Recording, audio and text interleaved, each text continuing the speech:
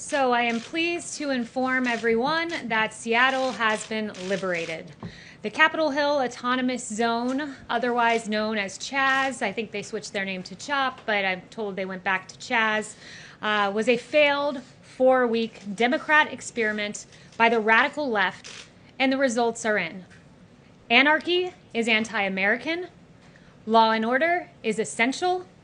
Peace in our streets will be secured. While the Democrat mayor of Seattle proclaimed that CHAZ was to be, quote, the summer of love, in fact, it was not. And other failed Democrat politicians also remained passive or even silent in the face of anarchy. But while that happened, President Trump set the tone. Law and order must prevail to preserve peace in our streets. The president is not the Democrat governor of the state of Washington. The president is not the Democrat mayor of Seattle. But nevertheless, the president must lead by example and be prepared to act in the face of failed Democrat leadership, which is what we saw in Democrat Seattle and Democrat Wisconsin. President Trump has always stood on the side of law and order, and we are pleased to report that law and order has prevailed and Seattle has been liberated from the anarchists. In President Trump's America, autonomous zones will have no sanctuary. The BAZ, B-H-A-Z, which stood for the Black House Autonomous Zone across from the White House, was swiftly dismantled. 100 anarchists were arrested for rioting and destruction of federal property here in D.C. I believe that number is now above 300. 4 men have been charged in federal court for attempting to tear down the statue of Andrew Jackson in Lafayette Square, and there are 200 open domestic terrorism investigations. You contrast the president's vision of law and order to that of the failed CHAZ experiment and anarchy. And here's what you find in the failed Democrat experiment that took place out in Seattle. The Seattle Times said the shooting at Seattle's CHOP protest tragically killed a 16-year-old boy, leaving a 14-year-old seriously injured. That's what happens in an autonomous zone. The police chief, Carmen Best, who did a marvelous job winding down the CHOP zone, noted that CHOP has become lawless and brutal and enough is enough, and she took action. According to reports, quote, police also investigated several vehicles circling the CHOP zone with people inside carrying firearms and wearing body armor. This was no, quote, summer of love, as the Democrat mayor in Seattle said. And President Trump compelled action. He has said, take back your city now. If you don't do it, I will. He has said this is not a game. These ugly anarchists must be stopped immediately, move fast. And finally, the Democrat mayor in Seattle, who was long delayed, finally gave the order to dismantle the CHAZ, and it was an admission. It was an admission that President Trump's vision is right, that anarchy is wrong, and that law and order bring peace. And with that, I'll take questions. Kristen. Kayleigh, thank you so much. National Security Advisor Robert O'Brien said that the intelligence about the alleged Russia plot was being taken so seriously that U.S. allies were alerted and that it could impact military tactics. So how is that a hoax? Well, as I mentioned yesterday, what happens when any intelligence comes in unverified, if there is any way that it could affect American troops or allies, it is immediately communicated on the ground to ensure that troops and commanders and generals can make the best decisions, tactically speaking. So that's the way it's done. But what I would say is at the same time, until there's a strategic decision for the president to make, until it is verified, it is not briefed up to the president of the United States. That's how intelligence works. Is he angry or frustrated or upset about the fact that he was not in the loop on this when members of Congress were briefed and U.S. allies were briefed? No, the president believes that and has great faith in Ambassador O'Brien and the others who made the decision that this shouldn't be risen to his desk. It was a career CIA officer with more than 30 years tenure who made the decision not to brief it up, and the National Security Advisor agreed with that decision. She's an excellent officer and does great work, and made the decision not to brief it up. It was the right decision to make, and at this moment as I speak to you, it is still unverified. And Kayleigh, just to follow very quickly, I've heard you and Robert O'Brien and others express real outrage about the leaks. is there outrage about what the intelligence community is investigating, which is the possibility of these Russian bounties targeting U.S. troops? Make no mistake that this administration has acted tough on Russia, always makes the decision that's in the best interest of protecting our troops, like killing General Soleimani, who killed 600 American troops, maimed thousands others in al-Baghdadi. We always act in the best interest of our troops, but this is unverified still at this very moment. John. Kayleigh, why is the president calling Black Lives Matter a symbol of hate? Well, what the president was noting is that that symbol, when you look at some of the things that have been chanted by Black Lives Matter, like pigs in a blanket, fry 'em like bacon, that's not an acceptable phrase to paint on our streets. Look, he agrees that all Black Lives Matter, including that of Officer David Dorn, Patrick Underwood, 2 officers whose lives were tragically taken amid these riots. All Black lives do matter. He agrees with that sentiment. But what he doesn't agree with is an organization that chants pigs in a blanket, fry 'em like bacon about our police officers, our valiant heroes who are out on the street protecting us each and every day. Americans of all races have protested in all 50 states around that phrase, Black Lives Matter, and the president is here calling it a symbol of hate? He's talking about the organization. I would note to you that the Greater New York BLM president has said if this country doesn't give us what we want, that we will burn down the system, and I could be speaking literally. I'd call that a pretty hateful statement. But Kayleigh, Yes, he's not Ben. talking about the organization in his tweet. He says Yes, the words. Ben. He says the words. Which, Black Lives Matter. what's the name of the organization again? Black Lives Matter. There you go. You just Those are answered the- my those are question. the words that Go are ahead, being Ben. on Fifth Avenue. Question on coronavirus. Earlier today, the president said, I think that at some point that's going to sort of just disappear, I hope. Is hoping that it will disappear the president's strategy at this point? No, the president's confident that it'll disappear. He's confident that he's put together a revolutionary, first-class team that is going to break through bureaucracy and get us a vaccine.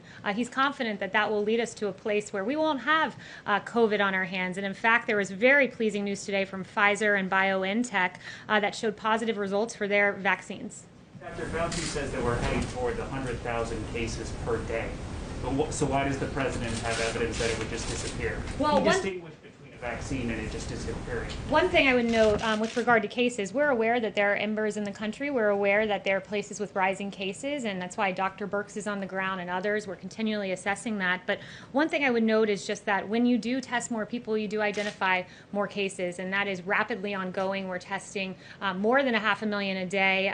To give you an example, on April 6th, really the height of the pandemic, we were doing 151,525 tests. One day, Thursday is the number that I have here. We conducted 637,587 tests. So when you have more than a 5-fold increase in tests, you have a greater identification of cases. Do you consider what's happening in Florida, in Texas, Arizona as embers? I would say that we see rising cases, we see embers around the country. We always knew that would come with reopening, but those who are identifying as positive cases do tend to be younger individuals, as the vice president noted, and I think the increase in testing is part of the contribution to what we're seeing. Yes? Today, Mayor Bowser said her office is communicating with the Department of Interior about the 4th of July celebration, and it's not, in her mind, in keeping with CDC guidelines, as well as DC Department of Health guidelines. The White House has said over and over again we should look to our local authorities for how we should act. Should the administration be following the local guidelines in The this? president has said that we should follow our local authorities with masks, so that's the decision that he encourages people to follow those authorities. The CDC guidelines, I'd also note, say recommended but not required, and we are very much looking forward to the 4th of July celebration. Yes. Are you preparing some options for the president to consider for retaliation against Russia should this intelligence prove to be true? And I won't get ahead of the president on action. I also won't get ahead of the intelligence, which at this moment is unverified. Does the president want this intelligence to be corroborated or not? Or what has he told his advisors on this front? The president, it's unverified, it's being assessed, it's going through the same process normal intelligence would go through, but what's unfortunate is we're having this discussion because of the New York Times deciding to run with this and erroneous information about the president being briefed, which was not true, and the erroneous information that there was a conclusion when in fact there was not a conclusion. Jen? Yeah, Kayleigh, can you confirm that the CIA director and the NSA director will brief the Congressional Gang of 8 tomorrow about the Russia bounties? Yes, that is the plan.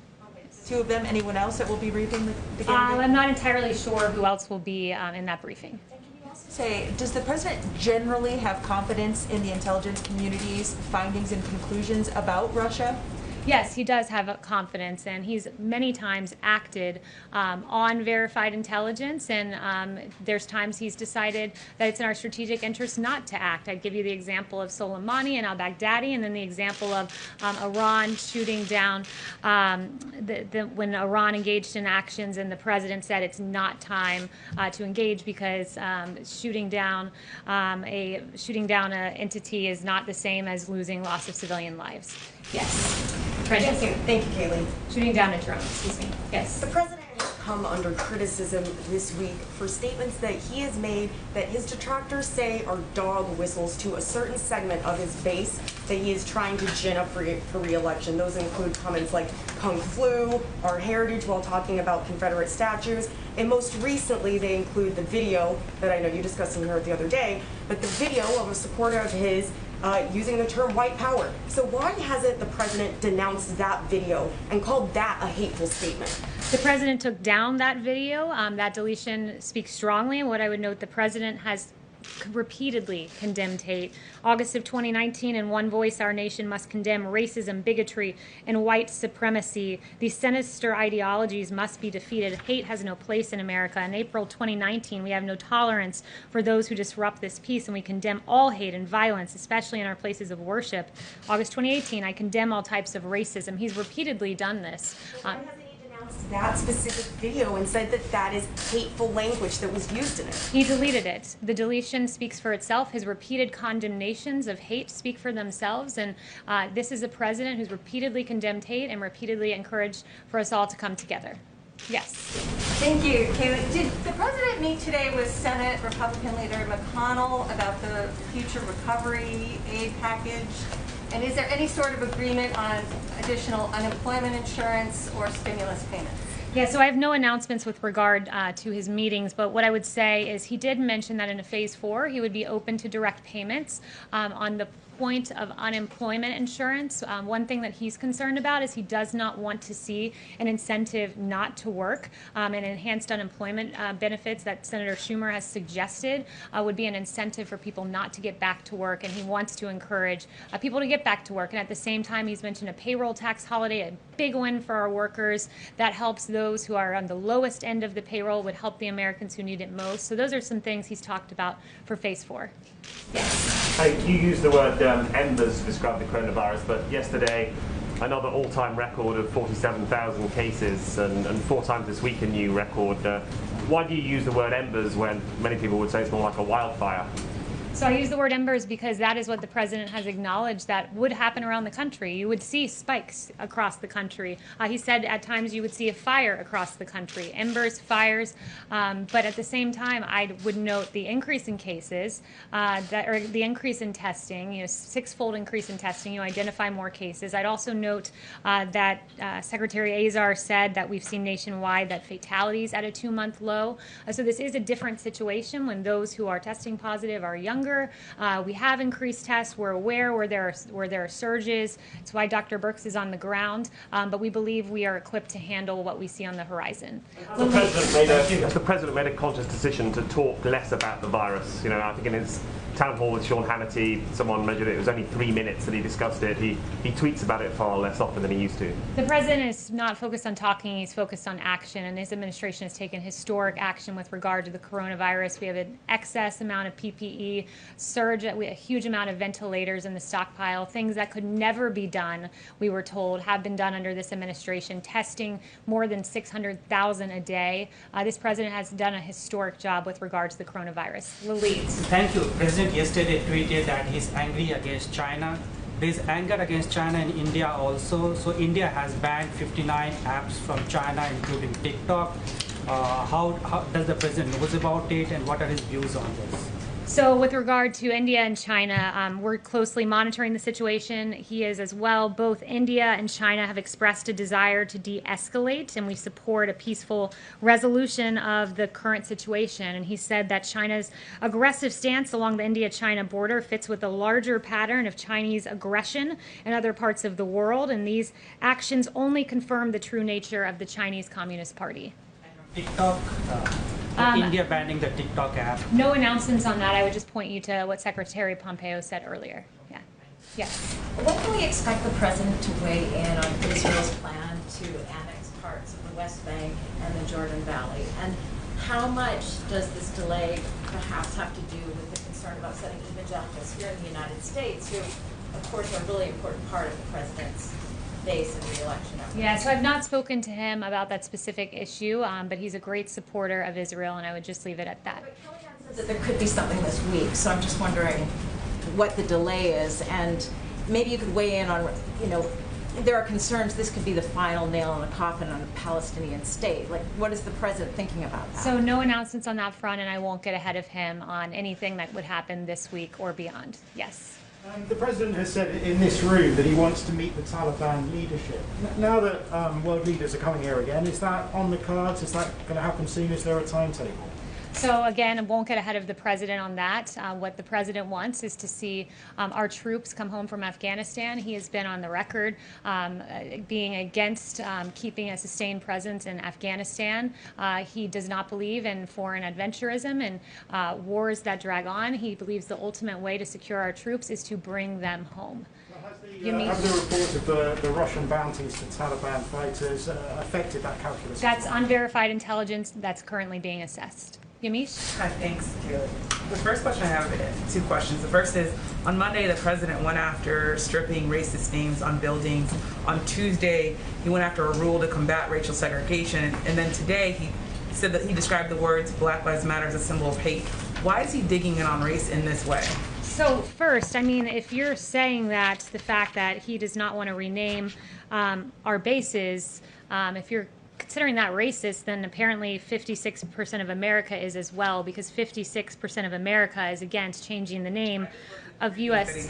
military bases. He believes that our young men and women who left these bases overseas, many of whom lost their lives, and the last thing they saw was being on one of these military bases, that they should not be told that the base that they trained in, the last place they saw on American soil, was a racist institution, and that's a proposition the vast majority of America agrees with. Including him saying that the words Black Lives Matter, as you've noted, has been chanted in 50 states. Why is he saying that that's a symbol of hate, on top of all the other things that he's done, just this week alone in terms of race? Well, is pigs in a blanket frying like bacon racist? I mean, is that hateful? That is a hateful thing to say, I would argue. I would think the vast majority of America would agree with that, too. I think the vast majority of America would think it's hateful to say that we will burn down the system, and I could be speaking literally. I think the vast majority of America would agree with him yet again that holding up a severed pig's head is unacceptable. You're not going to engage on that. I have a second question. I did engage on that. The second question I engaged on that, Yamish, and I said we agree. All Black Lives Matter with that sentiment, but we will not stand with an organization that exhibits that kind of hate against our police officers. The second question is, what does the president have to say to military service, the families of service members who are really afraid that their loved ones might have been killed in connection to this Russia bounty? There are families already saying, we want the United States and federal government to call us and settle us up. Kristen had an interview with the father saying that just this week. What is this president's message to the military families in this country? So that it's unverified intelligence. It's continually being assessed, and the Department of Defense has said they do not know of any Americans that have been killed in relation to this unverified intelligence that's currently being assessed. Yes, Janelle? Thank you, Kayleigh. The president has stated in past that he will not tolerate defunding police, and he said this multiple times. Considering that many Democrat-led cities have now done so, including New York City as of this morning, what does not tolerating this move look like from the president's vantage at this time? Yeah, I mean, speaking out fervently against it, and what it means is, this executive order gives additional funding to police departments if they meet certain standards. We want safe policing. We want to make sure that police officers are trained to de-escalate. That's why there is this supplementary funding in the EO that incentivizes and rewards police departments that train their officers in de-escalation, that get rid of chokeholds except when there's an incident of lethal force. But look, he stands firmly with America yet again on this, with 64% of opposing defunding the police. That's a huge number. 57%, according to another HuffPo YouGov poll, stand against it. And look, where America stands is here, where we're at a place where 64% of the nation are concerned that the growing criticism of America's police will lead to a shortage of police officers. That will harm all Americans. It's an untenable principle, and it's unacceptable when you have people like Representative Ocasio-Cortez really suggesting where the Democrat Party stands today, because taking $1 billion away from NYPD police officers wasn't enough for her. She wants to take it all away. She doesn't want police officers, and that's a really unacceptable proposition. USMCA also, it takes effect at midnight. What immediate changes is the White House hoping to see immediately starting tomorrow? And then are there any elements of the USMCA that may be hindered because of COVID-19? Now, the USMCA, today, that goes into effect. It's a huge deal. For years, for decades, NAFTA wreaked havoc on American society, closing our factories, hemorrhaging American manufacturing jobs. And the USMCA is a massive win. It will create 176,000 jobs, add $68 billion to the U.S. economy. 28,000 manufacturing jobs are expected to be added, and agricultural and food exports will increase by $2.2 billion, a big win for our farmers. So we expect to see that start to take effect. It's a big deal, and it's a reversal of decades of failed U.S. policy with the USMCA, the Trans-Pacific Partnership, horrible trade deals that betrayed America's workers. Under President Trump, the forgotten man and woman is forgotten no longer. Thank you, guys.